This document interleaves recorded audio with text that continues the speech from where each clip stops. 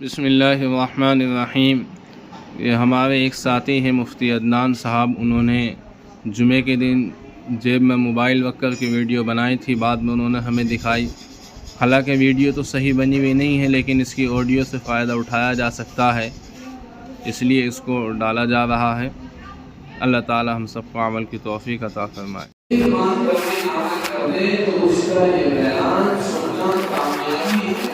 اس کا یہ بیان سننا کارآمد ہو جائے، اگر ایک بار کبھی صرف عمل ہو جائے، لیکن ہوتا کیا ہے؟ بس سننا ہے، ادھر سے سننا ہے اور ادھر کو چلے جانا۔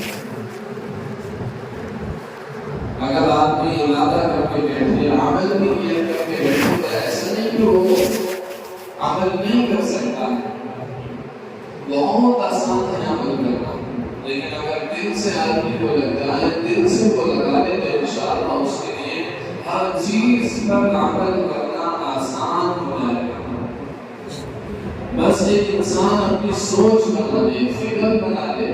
جو بندہ اپنی سوچ بنا لیتا ہے، عمل کی فکر لے لیتا ہے، اپنی سوچ یہ بنا لیتا ہے کہ مجھے اس چیز پر عمل کرنا ہے، یہ کام کرنا ہے، تو وہ خود بخود اس کے لیے آسان ہو جاتا ہے۔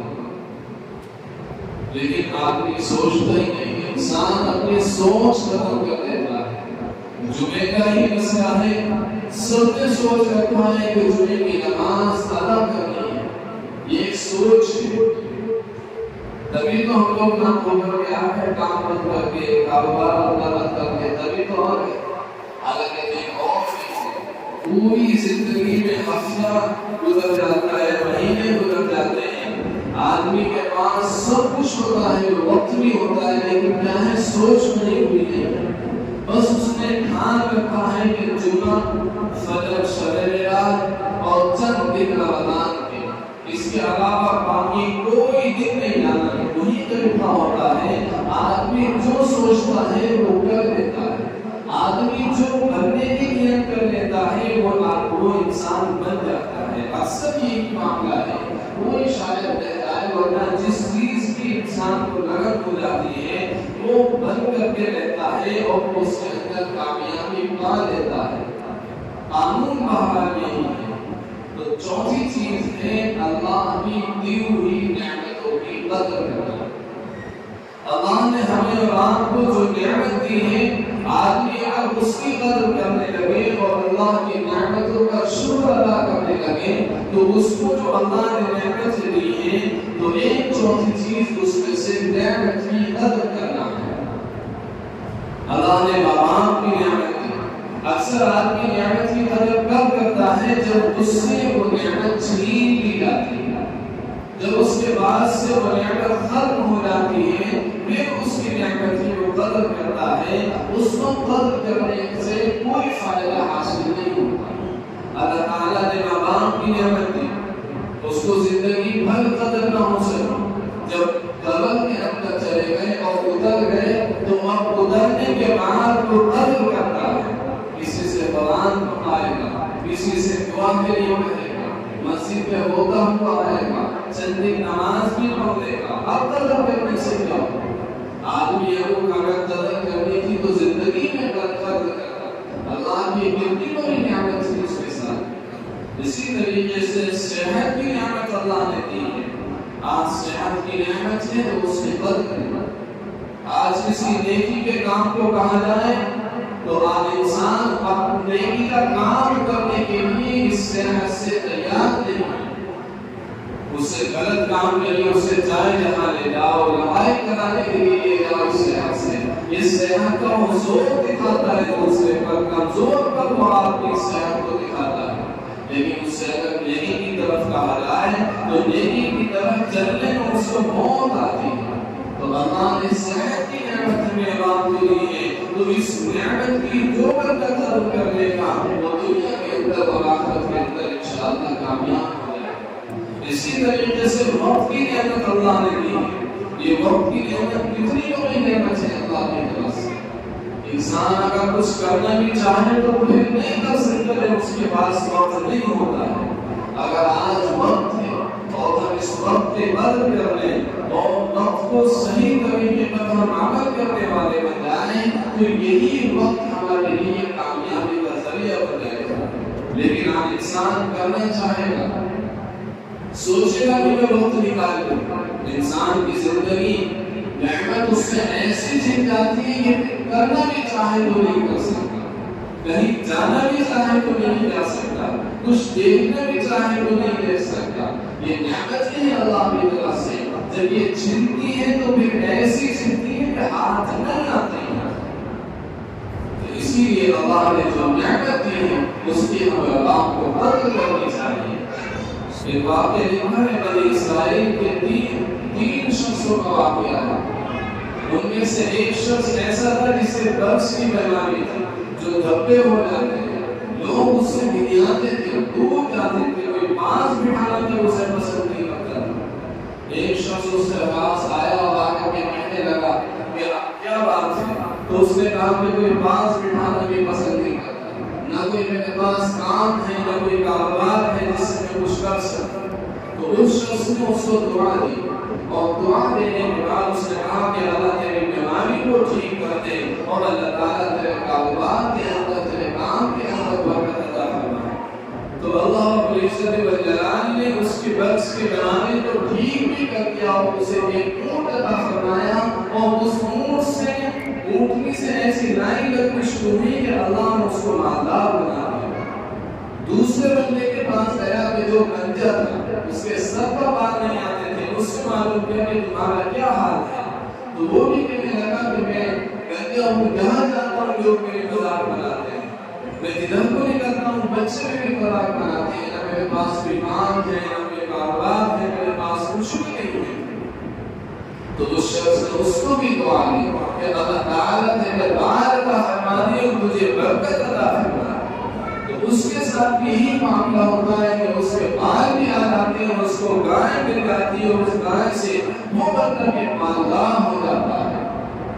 تیسرے شخص کے پاس جاتا ہے، اس تیسرے شخص سے جو نابینا ہوتا ہے، آنکھیں اس کی نہیں ہوتی، جب بندہ نابینا ہے مانگ کر کے کھاتا ہے، در در کے دھکے کھاتا ہے، لے لے کر کے وہ کھاتا ہے، تو وہ بھی اپنا یہی دکھ سناتا ہے۔ جب دکھ سناتا ہے تو اس کو بھی یہی کہتے ہیں کہ اللہ تعالیٰ تیری آنکھوں کو ٹھیک کر دے اور تجھے بینائی عطا فرمائے، اور اللہ رب العزت والجلال تیرے کاروبار کے اندر، تیرے رزق کے اندر برکت عطا فرمائے۔ تو اللہ رب العزت والجلال اس کو بخشی عطا فرماتے ہیں، اس بخشی کے ذریعے سے اللہ تعالیٰ اس کو مالداری عطا فرما دیتے ہیں۔ وہ بڑے دنوں مالدار ہو جاتے ہیں، ان کے محل بن جاتے ہیں۔ ایک زمانہ گزرنے کے بعد وہی شخص ان تینوں کے پاس جاتا ہے، پہلے کے پاس جاتا ہے، اس سے کہتا ہے کہ مجھے اللہ کے لیے کچھ دے دو، کہ پہلے تم بیماری کے اندر مبتلا تھے، تمہارے پاس کچھ تھا بھی نہیں۔ تو وہ بڑے تحس میں کہتا ہے کہ میں تو شروع سے ہی مالدار ہوں، یہ سب کچھ میرا ہے اور یہ سب کچھ میں نے اپنی محنت سے کیا ہے، تو لہذا وہ اس کو بھگا دیتا ہے، اس کو کچھ عطا نہیں کرتا۔ تو وہ کہتا ہے کہ اللہ تعالیٰ تجھے تیری پہلی جیسی حالت پر عطا کر دے۔ تو لہذا اللہ رب العزت والجلال اس کو پہلی جیسی حالت پر عطا کر اس کو بدل دیتے ہیں۔ دوسرے بندے کے پاس جاتا ہے، اس سے بھی یہی کہتا ہے کہ تمہارے بال نہیں تھے، تمہارے پاس کچھ نہیں تھا، وہ بھی گناہ مان جاتا ہے، وہ یہی کہتا ہے کہ میں تو شروع سے مالدار ہوں اور میں تو شروع سے گھرانہ میرا مالدار ہے، خاندان میں رئیس ہوں۔ وہ بھی اس کو دھکے دے کر کے بھگا دیتا ہے، وہ اس سے بھی یہی کہتا ہے کہ اللہ رب العزت والجلال تجھے پہلی جیسی حالت میں لوٹا دے۔ تو اس کے ساتھ بھی وہی معاملہ ہوتا ہے کہ تیسرے کے بعد جاتا ہے جو نابینا تھا، تو اس نابینے سے بھی کہتا ہے کہ میں پریشان ہوں، مجھے کچھ دے دیجیے، اور تمہاری پہلے حالت یہ تھی کہ تم دیکھ بھی نہیں سکتے تھے اور نہ تمہارے پاس کچھ کھانے کے لیے تھا، تم مانگ کر کے کھایا کرتے تھے۔ تو اس کی آنکھوں سے آنسو آ جاتے ہیں اور وہ کہتا ہے کہ واقعی میرا حال یہی تھا، اور جو تم نے میری یہ بات بیان کی ہے، جہاں تک تمہاری نظر جاتی ہے یہ بکریاں میرے پاس ہیں، یہ جتنی تم اس کے اندر سے چاہو لے لو، میں تمہیں اس کو دے دوں گا۔ تو وہ کہتا فرمایا کہ اللہ نے مجھے آزمائش کے لیے بھیجا تھا، مجھے 3 شخصوں کے پاس بھیجا گیا تھا جس میں سے تم کامیاب ہو گئے، اور اس عمل کے اندر اللہ تعالیٰ تمہاری نعمتوں کو اور بڑھا دیں گے اور ان کو پہلے جیسا اللہ نے بنا دیا۔ تو جب انسان کے پاس مال آتا ہے، انسان کے پاس جب دولت آتی ہے تو وہ بھول جاتا ہے اپنے وقت، وہ دوسروں کو نظر انداز کر دیتا ہے۔ یہی مال کا رویہ یا تو عیاشی میں مبتلا ہو سکتا ہے، اسی مال کے ذریعے سے آدمی دوسرے کی ضرورت کو پورا کر سکتا ہے۔ آج کسی کے پاس کتنا مال ہے، کسی کے پاس کتنا کچھ ہے، لیکن اگر کوئی ضرورت مند آ جائے تو وہ اس اللہ کی دی ہوئی نعمتوں کی کیسے ناشکری کرتا ہے؟ معلوم ہے یہ اللہ کی جو نعمتیں ہیں جس کی قدر کرنے کو اللہ نے کہا ہے، اللہ نے بے شمار نعمتیں دی ہیں، وہ کہتا ہے بس گزر بسر چل رہا ہے۔ مگر سے بڑا مالدار یہی کہتا ہے، کیا کہتا ہے؟ وہ جیسے جیسے کٹ رہی ہے۔ تو بتائیں اللہ کو غصہ نہیں آتا ہو؟ ایک بیوی ہے، آدمی پوری زندگی اس پر لگاتا ہے، خرچ کرتا ہے اس پر، اچھے سے اچھا لباس پہناتا ہے، اچھے سے اچھا کھلاتا ہے، اور جب وہ اپنے گھر جائے اور جا کر کے یہ کہے کہ بس چل رہی ہے چٹنی ماری جیسی چل رہی، تو بتائیے انسان کا اس کے شوہر کا کتنا دل دکھے گا؟ دکھے گا نہیں دکھے گا؟ یا کوئی کسی پر خرچ کرتا ہے، یہی معاملہ اللہ رب العزت و جلال نے یہاں بھی ہے۔ بندہ کھا اللہ کر رہا ہے، پی اللہ کر رہا ہے، لیکن اس کے باوجود بھی اللہ کی دی ہوئی نعمتوں کو وہ نظر انداز کر دیتا ہے، کہہ دیتا ہے بس گزر بسر چل رہا ہے۔ اللہ کتنا عطا کرتے ہیں، روزانہ کھلا رہے ہیں، اللہ اچھا لباس پہنا رہے ہیں، سب کچھ اللہ کی طرف سے دیا جا رہا ہے۔ کبھی آج تک اس نے بھیک نہیں مانگی، کبھی آج تک وہ بھوکا نہیں سویا، کبھی آج تک ایسا نہیں ہوا کہ اللہ نے اس کی بھوک کو ختم کر دیا ہو، لیکن اس کے باوجود بھی وہ اللہ کی نعمتوں کو ٹھکرا دیتا ہے۔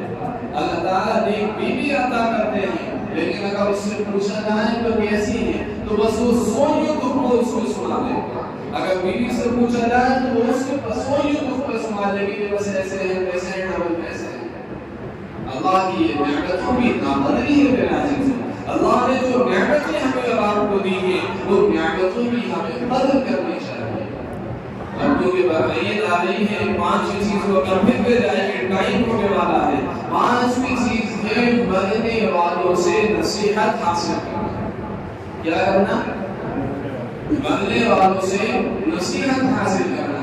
آج کتنے لوگ ہیں جو دنیا سے جا رہے ہیں، آدمی اپنے باپ کو دفن کر کے آتا ہے، اس کی نماز جنازہ پڑھتا ہے، اس کے لیے کفن کا انتظام کرتا ہے۔ کیا ہی اچھا ہوتا کہ آج کفن جیسے لباس کا اس نے انتظام کیا، اگر اس کی حیات زندگی میں وہ اس کے لیے اچھے لباس کا انتظام کر دیتا، اچھی دوائی کا انتظام کر دیتا۔ آج وہ نماز جنازہ پڑھ کے آ رہا ہے، نماز جنازہ پڑھنے کے باوجود بھی وہ اپنی زندگی سے سبق حاصل نہیں کرتا کہ کل مجھے بھی مرنا۔ وہ دوسرے کی نماز و جنازہ کے اندر شامل ہو رہا ہے، لیکن اس کے باوجود بھی وہ سوچتا ہے کہ مجھے تو مرنا ہی نہیں۔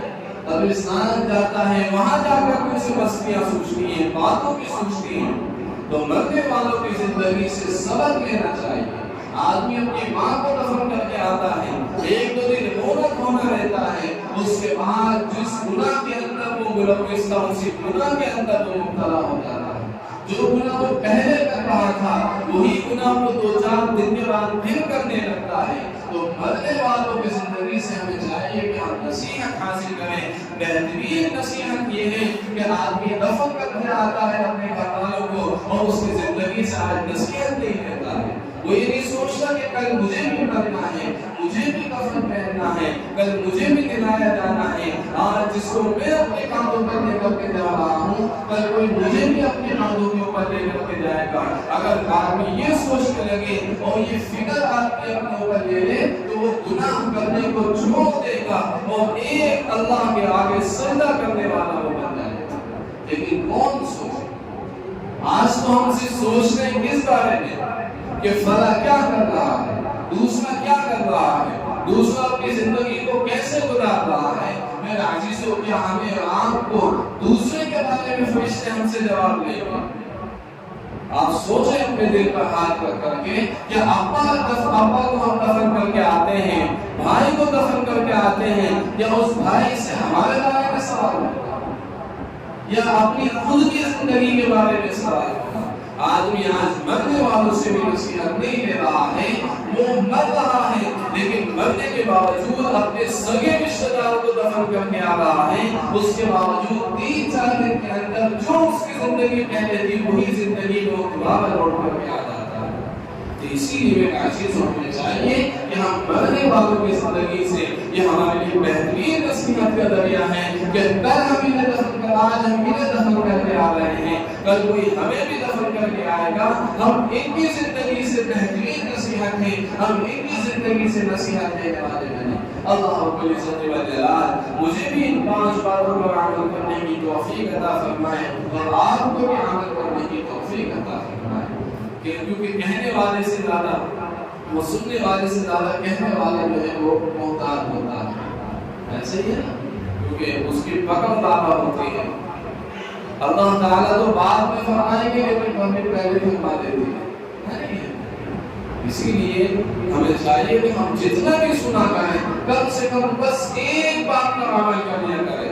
1 گھنٹے کے بیان میں اگر ایک بات پر عمل ہو جائے تو بس ہمارے لیے سننا کامیابی ہے۔ اگر ایک بات پر بھی عمل نہیں ہوتا تو بس ہم پھر سنی ہے، جس کے آگے کچھ نہیں کر سکتے۔ اللہ تعالیٰ مجھے آپ کا عمل توفیق عطا فرمائے۔